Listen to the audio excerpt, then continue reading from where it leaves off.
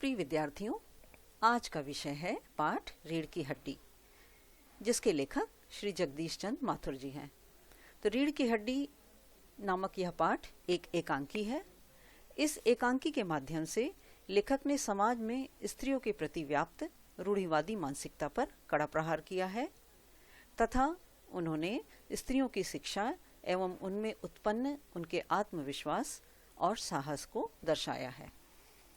तो इस एकांकी में नारी को सम्मानजनक स्थान न दिए जाने की जो समस्या है, इसका प्रभावी रूप से चित्रण किया गया है। इस एकांकी के पात्र इस प्रकार हैं, जिसमें उमा है। तो उमा बीए पास एक चरित्रवान लड़की है, जिसका चेहरा आकर्षक है और उसकी आंखों पर चश्मा लगा हुआ है। रामस्वरूप उमा के पिताजी हैं, प्रेमा उमा की माताजी, शंकर उमा को देखने आने वाला लड़का, गोपाल प्रसाद शंकर के पिता जो पेशे से वकील हैं तथा नौकर जिसका नाम रतन है। तो प्रस्तुत है पाठ का सारांश। रामस्वरूप की पुत्री उमा को देखने लड़के वाले आने वाले हैं। उनके स्वागत की तैयारियां जोर शोर से चल रही हैं। रामस्वरूप अपने नौकर रतन के साथ तख्त और उस पर बिछाई जाने वाली चादर को ठीक कर रहे हैं। प्रेमा जो रामस्वरूप की पत्नी है, वह रामस्वरूप से कहती है कि उमा मुंह फुलाए बैठी हुई है, आप ही ने उसे पढ़ा लिखा कर सिर पर चढ़ा रखा है।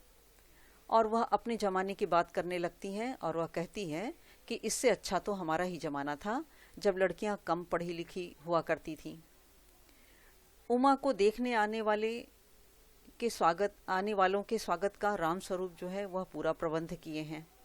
वह अपनी पत्नी प्रेमा से कहते हैं कि गोपाल प्रसाद को हरगिज यह पता नहीं चलना चाहिए, यानी उन्हें यह बिल्कुल भी पता नहीं चलना चाहिए कि उमा बीए पास है, क्योंकि जो गोपाल प्रसाद हैं और उनके लड़के शंकर को पढ़ी लिखी लड़की नहीं चाहिए।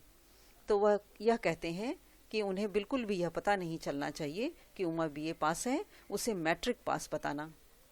लड़के वाले दकियानुसी विचार वाले हैं, उन्हें अधिक पढ़ी लिखी लड़की नहीं चाहिए। वे बताते हैं कि उमा को देखने गोपाल प्रसाद और उनका बेटा शंकर दोनों आ रहे हैं। गोपाल प्रसाद पेशे से वकील हैं तथा सभा सोसाइटियों में अच्छी इज्जत रखते हैं।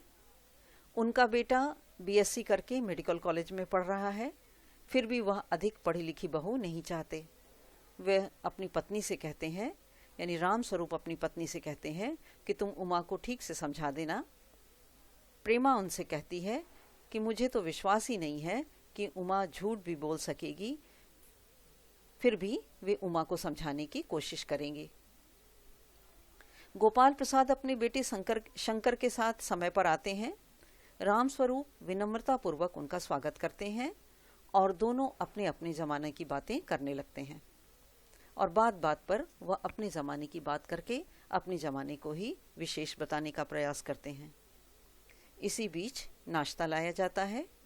उनकी बातें जारी रहती हैं और उनकी बातों का सार यह है कि दोनों यही बात करते हैं कि लड़कियों को अधिक पढ़ा लिखा नहीं होना चाहिए या फिर उन्हें अधिक पढ़ाना लिखाना नहीं चाहिए। लड़कियां घर के लिए तथा लड़के बाहर के लिए होते हैं। आखिर लड़कियां घर के काम करने के लिए ही होती हैं। इस तरह से वह स्त्री शिक्षा के बिल्कुल विरोध में बातें कर रहे थे। तो गोपाल प्रसाद को अपने बेटे शंकर के लिए कम लिखी पढ़ी अर्थात मैट्रिक पास लड़की ही चाहिए थी। रामस्वरूप भी गोपाल की बातों का समर्थन करते हैं कि ऊंची शिक्षा सिर्फ पुरुषों को ही प्राप्त होनी चाहिए, जबकि रामस्वरूप अपनी बेटी को उच्च शिक्षा दिलवाए थे, लेकिन वह भी एक विवश पिता थे और वह उन्हें अपनी बेटी के विवाह की फिक्र थी, जिसके कारण वह झूठ बोलने के लिए भी तैयार हो गए थे। तो रामस्वरूप भी गोपाल प्रसाद की बातों का समर्थन करते हैं कि ऊंची शिक्षा सिर्फ पुरुषों को ही प्राप्त करनी चाहिए। इसी बीच उमा तश्तरी में पान रखकर कमरे में आती है। गोपाल प्रसाद अब तक लड़कियों के विरुद्ध बातें करते रहते हैं। वे उमा की चाल और उसके चेहरे को देखने की बात करते हैं। उमा जब अपना चेहरा उठाती है तो चश्मा लगा हुआ चेहरा देखकर गोपाल प्रसाद चौंक जाते हैं।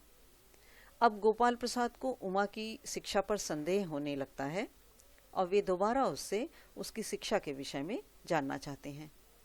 अब उमा के सब्र का बांध टूट जाता है और वह उनसे कहती है कि वह फर्नीचर से भी उसका हाल बुरा है, क्योंकि फर्नीचर खरीदने आने वाला फर्नीचर को देखता है, वह फर्नीचर से कोई प्रश्न नहीं पूछता। अब गोपाल प्रसाद का उमा की शिक्षा के प्रति जो संदेह था वह संदेह विश्वास में बदल जाता है। वह समझ जाते हैं कि उमा कम पढ़ी लिखी नहीं है। वह पुनः रामस्वरूप से उमा की शिक्षा के बारे में पूछते हैं। रामस्वरूप कुछ कहें इसके पहले ही उमा उन्हें जवाब देती है और वह सच सच बता देती है कि वह बीए पास है। वह शंकर के बारे में भी अच्छी तरह जानती थी, तो वह शंकर के बारे में कहती है कि यह लड़का शंकर पिछली फरवरी के महीने में लड़कियों के हॉस्टल के आसपास घूमते हुए पकड़ा गया था और उसे अपमानित करके वहां से भगाया गया था। उस समय इसने अपने प्राण बचाने के लिए नौकरानी के भी पैर पकड़े थे। उमा जोर जोर से कहती है कि हाँ, मैंने बीए पास किया है, पढ़ लिख कर कोई पाप नहीं किया है, मुझे अपनी इज्जत का पूरा ख्याल है। अब उमा की यह बात सुनकर गोपाल प्रसाद अत्यंत क्रोधित हो जाते हैं और क्रोधित होकर स्वयं को अपमानित किए जाने की बात कहते हैं और अपने बेटे के साथ दरवाजे की ओर बढ़ जाते हैं। उमा कहती है कि आप घर जाकर अवश्य यह पता कर लीजिएगा कि आपके बेटे की बैकबोन अर्थात रीढ़ की हड्डी है भी है या नहीं। इस तरह उमा यह संकेत करती है कि शंकर उसका चरित्र भी है या नहीं। यहाँ रीढ़ की हड्डी से तात्पर्य चरित्र से है। तो उमा कहती है कि गोपाल प्रसाद से कहती है कि आप घर जाकर पता कर लीजिएगा कि आपके बेटे शंकर की बैकबोन अर्थात रीढ़ की हड्डी है भी या नहीं। क्रोधित गोपालदास को क्रोधित होकर के रुआंसा चेहरा लेकर गोपाल प्रसाद वहां से शंकर को लेकर चले जाते हैं। इस तरह यह एकांकी समाप्त होती है। तो यह था एकांकी का सारांश। आशा है आपको यह एकांकी अच्छी तरह समझ में आ गई होगी। तो आज के लिए इतना ही। धन्यवाद।